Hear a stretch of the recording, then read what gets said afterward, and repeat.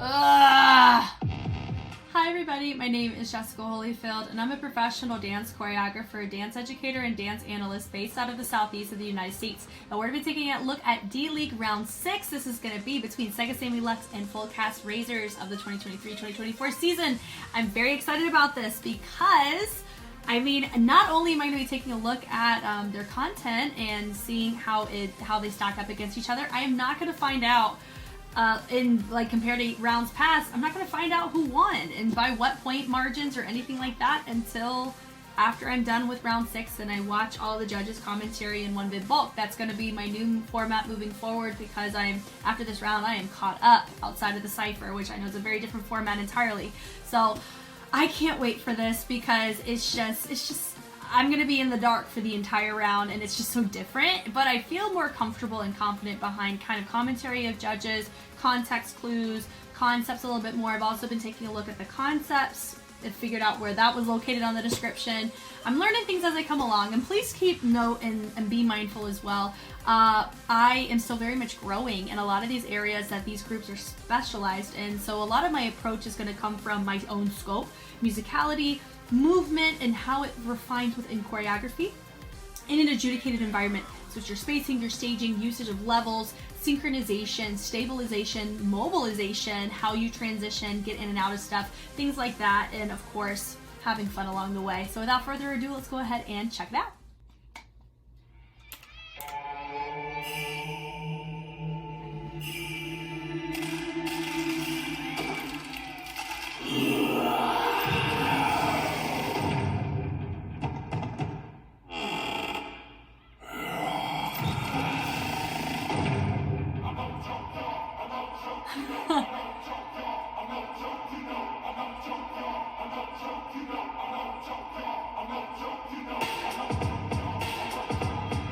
The airtime is so interesting for that. So it feels like we're using a talisman for the undead, but I'll find out the concept after we watch. This is cool.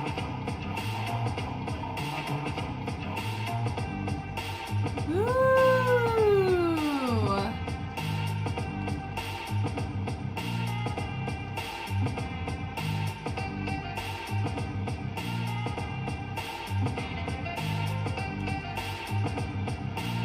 Yeah.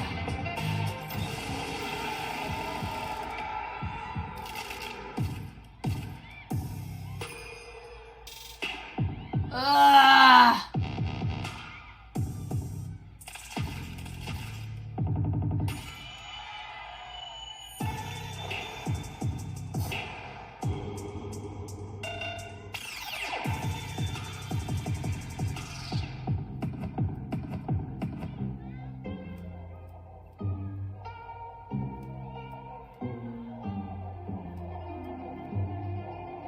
That was really cool.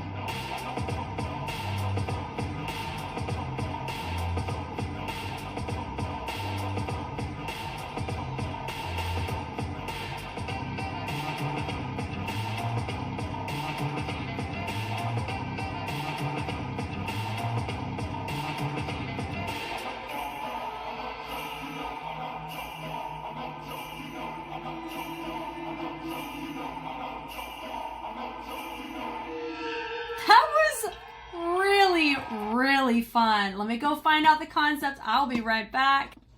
Okay, so I took a look. I don't know if it really helped me that much. It said when everyone goes to sleep, they awaken, or something along those lines. I mean, I think the translation was like, see, now I gotta go. Let's go look together. Okay, so this is what it says. She's the complete opposite of those who always shine. The stage takes place in Ushizumi hour when everyone is asleep. Those who had been holding their breath began to dance. So, like, I feel like those who are, like, suppressed get to, therefore, be awoken and get to thrive and shine. Maybe conceptually that way, because it does read that way to some degree. But, yeah, let's go ahead and start analyzing the routine. Okay, so from the top here, I think this was such a fun concept, honestly. Definitely, we should not be having as big of an issue with costuming in this case, like what we've seen in the past with them. I think they've been clocked twice now from one judge in particular on their costume kind of making it difficult for them to really read what's going on in movement. And I think that it really worked against them in their round against iMoon, and then it was their round. Now they were in like that really shiny material.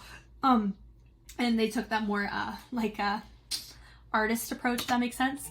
So seeing this here is really cool. I love that boom, really love using it, taking your hands and folding them down. So this is a very common thing that they do in this routine. Do I think, could that make it feel like we're not pursuing more creative ways to showcase this kind of intention or fingerprint throughout the routine without just doing this the whole time? Possibly, but also for me, it doesn't bother me as much. Specifically because it really helps, like the beginning and the end especially. It just feels like a video game character. Honestly, this whole vibe reminds me of, if you've ever played Sly Cooper, I'm showing my age here. PlayStation 2, it was the, I think, second one. And they were in a particular, like, this type of era world, and there were grasshoppers that were like undead grasshoppers who would hop like what they're hopping like here. It just reminds me of that so much, but in the best way possible. So I love how it comes up, boom, having the energy. They go and they reinstate, and they have this energy and this reverb within all of them. Great level representation, having somebody on the lower end, some on the upper end. I think it's so interesting that we have this like talisman. It's just what it comes across as. Across their forehead, all of them. It's just so interesting. They go, ah, he goes down, they close it. He goes, hey, he comes up, I'm awake, and they close it again. This right here, this is just, I love the progression of this, because if you notice, we go with our head, we switch places, boom. They drop it down, sliding it through. Honestly, it feels not quite a box step, but they create a box formation, and they kind of go around each other. It's nice, it's simple, it's effective. Boom, boom, boom, boom, boom, ching. And I love that doom, doom, doom. The airtime is so impressive for that. Then they doom, doom. Great levels here. Noticing we have some that are exploring that midline. Some are a little bit higher, expanding outward. Really love that choice. Hitting it through that. Boom. Love it right here. Back to that head. Very, very impressive. It's just so full of energy. It's very gimmicky. Switching it through. Really like with the wicka wicka. Super fun with the track in particular. Right there. Boom, boom, boom, boom. Definitely giving old school popping vibes if I ever saw it. I swear, I love it. Switching through. Ding, ding. Really nice old school ISO drops to the sides. Really fun to see. Then boom, bring it up, having one of them kind of feel like we have a gear placed in him as he does a body roll to come back up. Really like that. And then they take it off, and then right here they go around. Really nice on the hinge throughs. It does feel like we're doing, was it an old man? That right there. I feel like we're doing an old man variant of popping for that. And that's what it's giving it for me. Like, it just feels they're using popping old man walkouts, a lot of that to showcase this concept, and I am such a fan of it. I love it. I love that hit. Ding! And he drops down. Has a great moment. He brings it up with the hinge, uses that body through, bringing it down. Now this right here, I've heard it called different things. I would say in maybe they're using this in just like a hip-hop breaking context. This was called not a back, was it called a donkey? Like a back donkey is what I've looked at. It could be wrong, forgive me. There is a lot of information out there, and when you glean a lot of it, it's hard to sometimes have like, this is the answer, but that's why you always got to be a student and keep learning and growing and learning things outside of your own comfort zone, because it makes you more knowledgeable in general. So in this case, it's really nice. I mean, in the like studio circuit, we call it a rubber band. I wouldn't really call it that. I would give that more of a back donkey here. Switching it through, and I love that little split down with the arms out. It's little things like that. Open it up. Great vibration to see there, and I love how he brings it down. Boom, nice little vibration once again. Having him pull up. That right there. Boom. Really like that. Now, big note for this is this can work really well in their favor if there's somebody who's a popper on the panel because they really understand the depth of what they're going for, or it could work against them because there's a popper on the panel and they may be more critical towards the concept. I think that's what happened to Sega Sammy last round, is you had some poppers on the panel. OG poppers on the panel like Madoka. Well, I wouldn't really call them OGs, definitely of the older generation, not, does that make sense? Not original generation, but I really feel like Madoka has been definitely more of a pioneer within his realm, within the culture. That I understand, so please forgive me, I am refining that statement, because I know people will say something if I don't refine that here. In this case, you know, I do not know who the judges are for this. So that can change where their vote goes. It's either they appreciate the fusion of seeing this type of concept and seeing how they tailor the old man and more old school popping moves within this, because they did a lot of fixed points in their last set, and with the mix of the costumes and the usage of the balloon and how the fixed point wasn't still the whole time, I think it really cost them some of the judges there. Now they ended up with a tie, and I really did enjoy their set in a lot of different categories outside of just their skill set. But here I feel like it's a lot cleaner. They're definitely taking a more fundamental approach to it.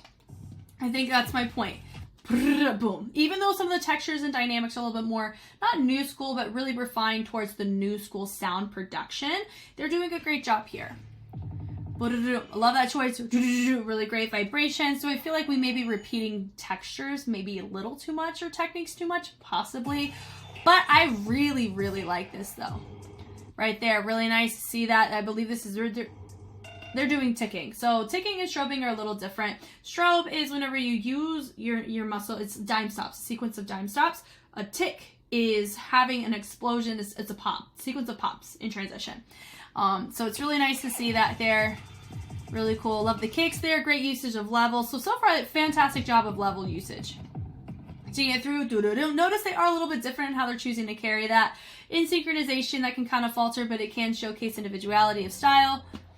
That right there. Once again, we still have, I love this gimmick here. I do know you can kind of see it from our angle right here. You can see the gap where they keep appearing. I love it where you have this guy kind of saying, hey, welcome to our party. Hey, welcome to our party. And then all of them are kind of joining in over here. It's really nice progression of getting everybody on the same page. Hop.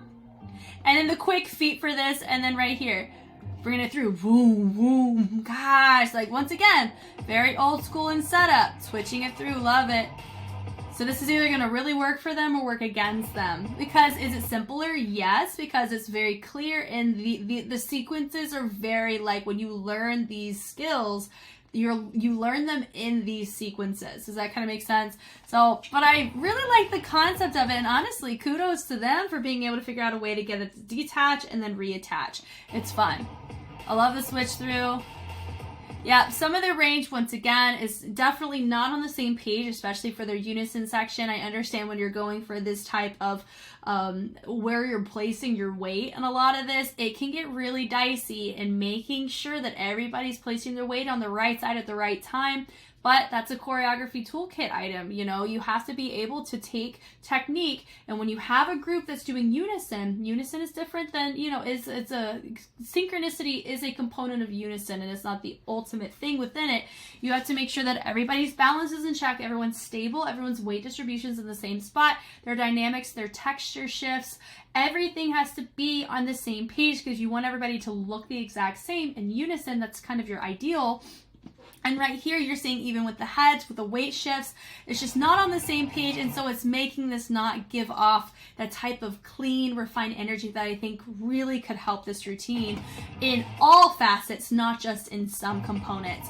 I love that energy. That was super nice. Boom, bringing it through. Love the range on that. And then with the accent up to the corner, it's super fun, rolling it through. Somebody did leave their hands up a little too early on that. Once again, dropping it down. That part right there. Whoa, what's that called? Oh, there's a name for it. Hold on. I just learned it. What I learned it was called was a Webster, is that move in particular. Could it be wrong? Maybe, but talk to whoever made the terminology. One of the many terminology things I've watched. I believe that's what that's called. But notice that everybody dropped at the same time. Coming up, I love this though, the cannon here. So like I've talked about with the cannon's different than a ripple. Cannon is when you have a group or an individual do a move, and then when they're working on that second move within the sequence, the next group is focusing on that first move. So this is a really nice, I love how they got up. This is great. You know, really ties in what we've seen. I just really think that Webster, as they dropped it, I feel like could have been a little bit more refined here. in the sense of the degree. Even then, when they shot out the arms, not quite as clean. Can that cost them? Potentially. I love the hops on that, and I like the fact that they match the color of their logo. It feels very like, it has that clean, it just feels refined, and it feels just, like, it feels good with the logo, if that kind of makes sense. I don't quite know the right verbiage for it, but it just, it vibes well, you know. So my general thoughts, though, I really liked this. This was cool. I think it was a step in the right direction in terms of showcasing their actual fundamentals, because I think that was something that they got dogged on a little bit last round, was that a lot of their movement got lost in their costume, but here I think it's much more clear to see, and we got to appreciate, you know, the old man. He had a little bit of a boogaloo setups happening throughout this, and then a little bit of breaking to tie in and thread through the transition. So I really enjoyed this. It's a fun gimmick. Do I feel, though, that there was maybe one or two kind of repeated concepts throughout the concept that may have made it feel a little bit, not flatlined, but didn't quite give it as much of a heartbeat of creativity, potentially. But it all comes down to, as well, remember, it is a match, what Fullcast Raiserz brings to the table. So I think without further ado, let's go take a watch.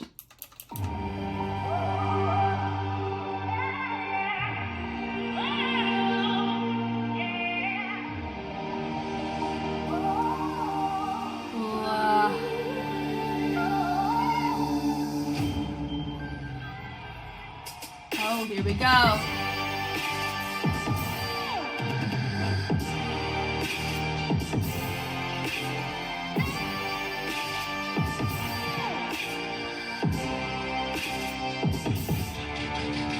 Wow. Yay.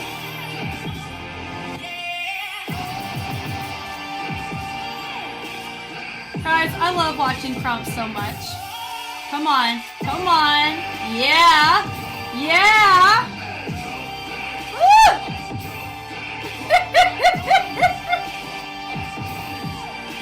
Ah.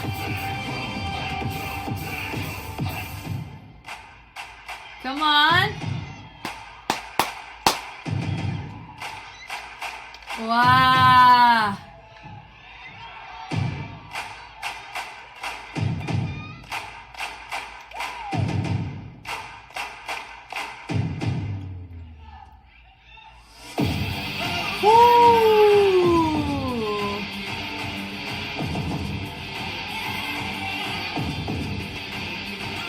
Oh my gosh, y'all saw that, yeah?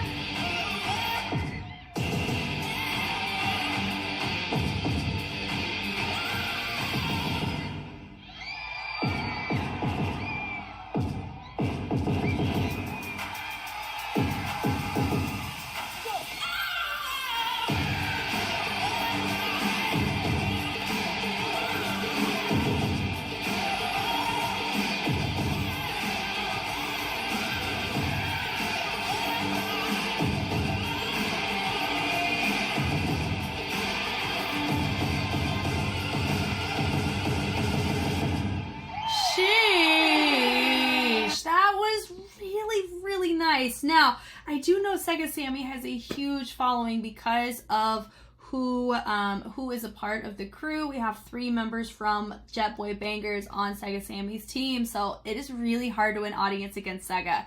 Always. I feel like so far they've won. I really think they've won audience every time that they've competed, regardless if they were the winning set or not. Truly. Like, I think that's what my records show, and I think the one that was the most surprising was what helped me learn this information was against Cyber Agent and Sega. And so, okay, from the top here, I really loved this. If the factor of, let's say, if there wasn't a factor between, see, now I can't articulate my words, I'm so sorry. Factor between with audience, if you didn't think about, you know, the popularity of groups, and I know there is a lot of, you want to make sure that your group is popular, like that can really be helpful in promoting the league and everything. I think that was very, very intentional to the audience. You know, it definitely broke that fourth wall, which was really nice to see. So I feel like that would have, for myself, I loved the gimmickiness of the concept within Sega's set, but I loved the rawness of style represented with Fullcast Raiserz. But let me go take a look at their concept real quick. Okay, took a look. The name of the routine, they said it's called We Are. So it's like, you know, this routine is meant for us to take a look at ourselves to D.LEAGUE and be like, who are we? And this feels very fitting of that for sure. So it's definitely felt like we kind of stripped away concepts and things like that. Because they've taken some risks in some of their concepts that I don't feel like some of them really paid off and some of them not so much. And this feels very like, it does remind me a lot of their crew preview of, you know, them standing on stage and doing a lot of stuff for fans, like we're having fans on the ground. So it does give off that energy, which is really cool. From the top here, it's so nice to see, like truly how they set this up was really, really nice. It's just essence is all you need. You know what I mean? Just walking forward. If you got power of presence, whew. So it comes up, boom. Look at this. Now, synchronicity's sake, their timing is very, very good. Dropping it down. Look at that. Boom, boom, boom. Look. Oh. It's really good, guys. I'm thoroughly enjoying this moment right here. They're like, we're about to pop off, but you know that already. It's kind of giving that energy. Love this tension, the reverb locking in that torso, showcasing a little bit of some head ISOs happening here. Boom, that here. Pop off. Let's go. Here we go. Dropping it down. They do a fantastic job. It is very hard to do Crump choreo clean. It is without sacrificing essence and presence, and they do a fantastic job of bridging the gap between the two. Dropping it down. Boom, boom, extending it out. Bringing it through. Love this. Great range from both of them. Nice partner moment here with the thread. Promoting him to turn and project down to the side. I love the different levels represented. We're framing great over here. And it feels like we have 5. It shows his 5, 6, 7. I think we're missing 1. But I love this energy here with that hinge action. Look, even the hips are in line with each other. God, I love that so much. That's great.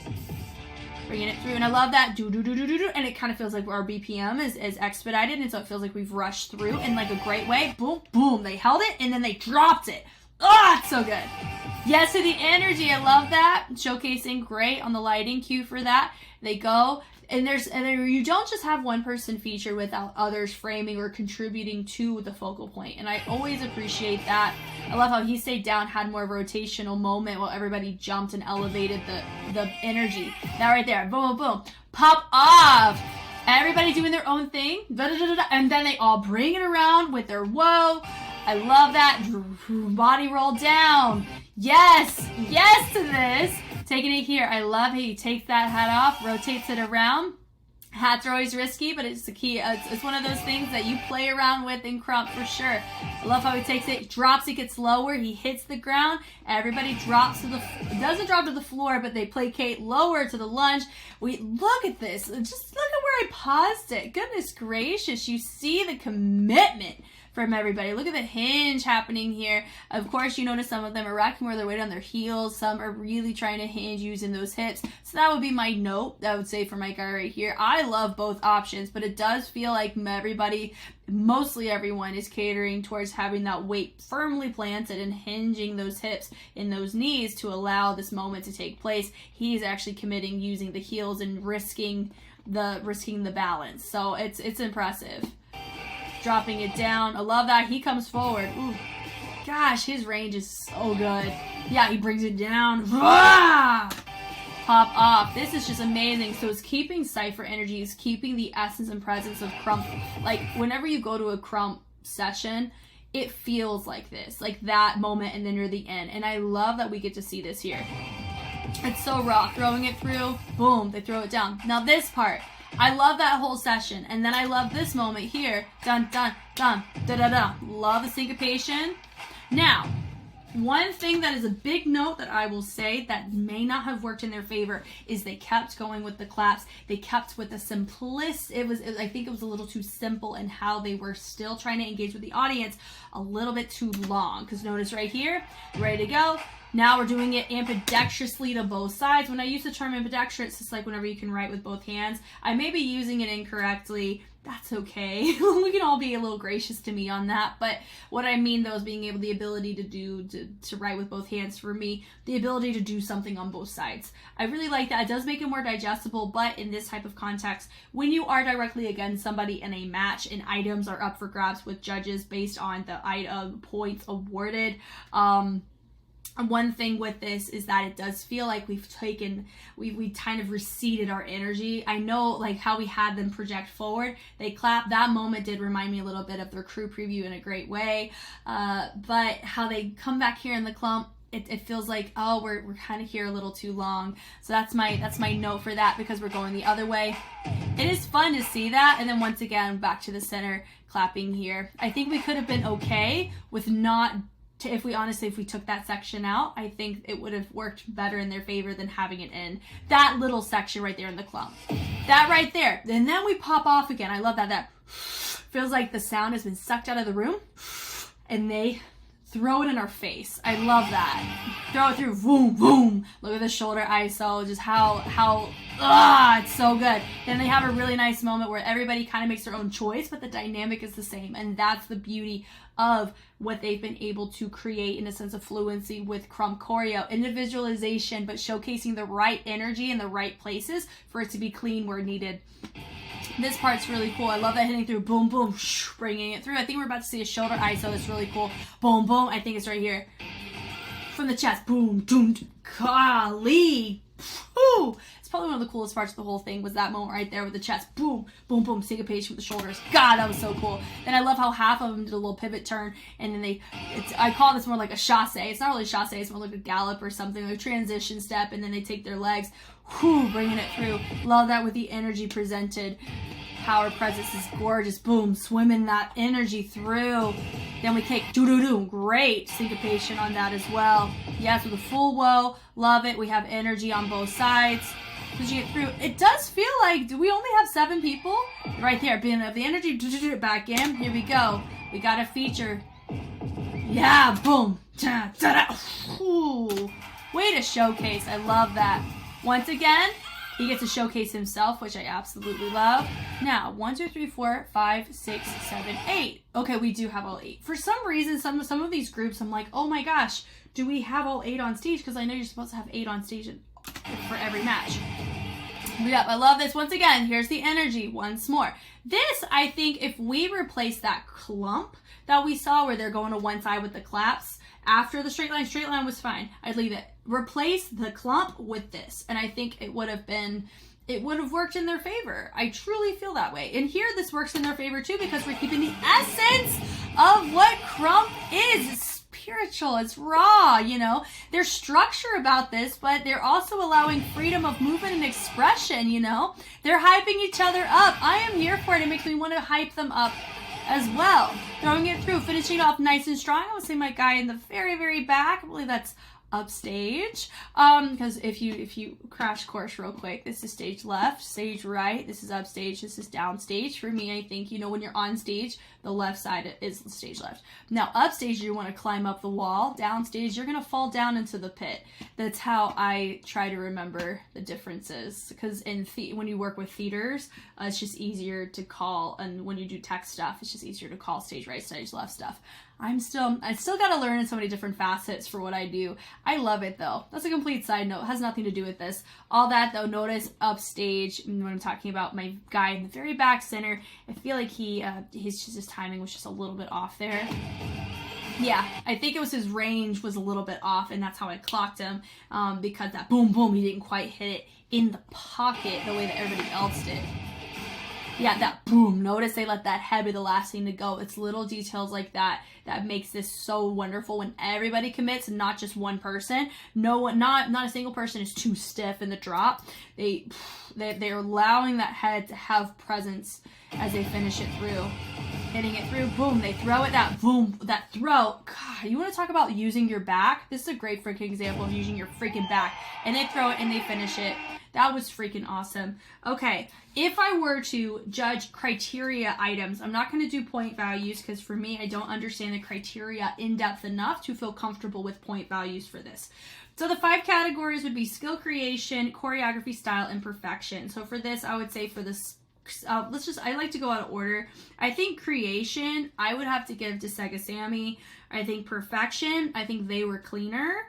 I think concept was more full from Sega. Like when it comes to this concept showcase, I feel like there was a lull that happened here. There wasn't quite a lull with Sega. Choreography, I think Sega, because of the integration of props as well as their formations, they did use a significantly higher level of levels, and that's for me with choreography, that would be the case. I think for style, I'd give to Fullcast Raiserz. Easy. Skill, I think Fullcast had more complexity in their content, but Sega may not have had, both were fundamental. They had more innovation within the fundamentals. And that's where that difference would be in skill points. But in style, Fullcast would get it. Choreography, once again, Sega. Creativity, I would give to Sega. Perfection, I'd give to Fullcast. So there's a chance. Audience is going to go to Sega, though. I do feel that way.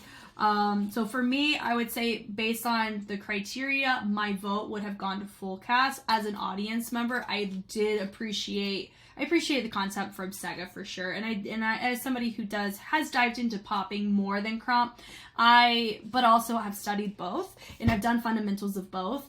I appreciate the beauty of both, and I think that's why I love doing these. Just being real, like real talk, real quick. I absolutely love doing these because it grows me as a human. It shows me where I fall short as somebody who analyzes content. Like I've been analyzing content regardless of actually doing it as a line of work. Now it is a line of work through YouTube and Patreon, but also in the studios I work with. Part of my cleaning process is analyzing choreography and help doing compare and contrast and helping create solutions of justification for choreography, things like that. And I look at, in private lessons, I do movement quality, and I look at their movements and tell them how to refine it to make it more natural, to bridge the gap between fusions of styles. That's something that's more of my specialty, and so I try to apply it in these cases, even though it's a different circuit, different culture. So if some of my votes just feel so far left field, that's the lens I come from. But remember, I'm a human and I'm growing, and maybe Jess from this time next year may have a very different result with this, but in this case, I would say my voting based on the items within how I would have judged this in criteria. Fullcast may have taken it from but not a full shutout for me. It'd be like a 3-2, but I know Sega's getting audience, so I'm very curious about what the results of this are going to be for sure. But this was awesome. Thank you guys so much for taking the time to watch. Once again, if you want to see me check out more D.LEAGUE material, I do look at it and then post it on a Patreon first, and then follow the schedule on YouTube. If you want to be a part of the action in real time, Patreon's a great way to do that. But if you're totally okay with waiting for me to post them on YouTube, I'm totally fine with that as well. For me, this was, out of all the content that I react to and analyze, this is the one area that I chose to do myself. No one recommended it to me. I found it through Satsuki with Kadakawa, and I haven't looked back since I started doing these. And for me, I consider this like a passion project of analysis because it really grows me as a human. It forces me to, like, just within the past 2 matches, I've had to refine the breaking terminology, I've had to refine popping terminology and crump terminology for myself. And that's a really great way to hold me accountable, especially as a person whose role in multiple facets of my life is an analyst, from long-term, just looking from overviews of things, from also I've been an adjudicator as well, and I've shadowed on a world level stage, and I participated on a domestic national stage as an adjudicator. It allows me that level of accountability as I continue to have those opportunities to do those things, to be as objective or look at things with as much context as possible, so I can be as best of an adjudicator as possible, to be as helpful to people as possible. So I do appreciate you guys taking the time to watch these. It means a lot, and I always enjoy the conversations that we have with them. I'm looking forward to seeing the rest of the round as well as the judges' commentary, because part of me is petrified at the fact that I don't have any closure on how these routines did. It kind of feels just a little exciting, but I know I will know in due time. Once again, I'm Jess. Thank you so much for watching, and I will catch you on the flip side. Bye!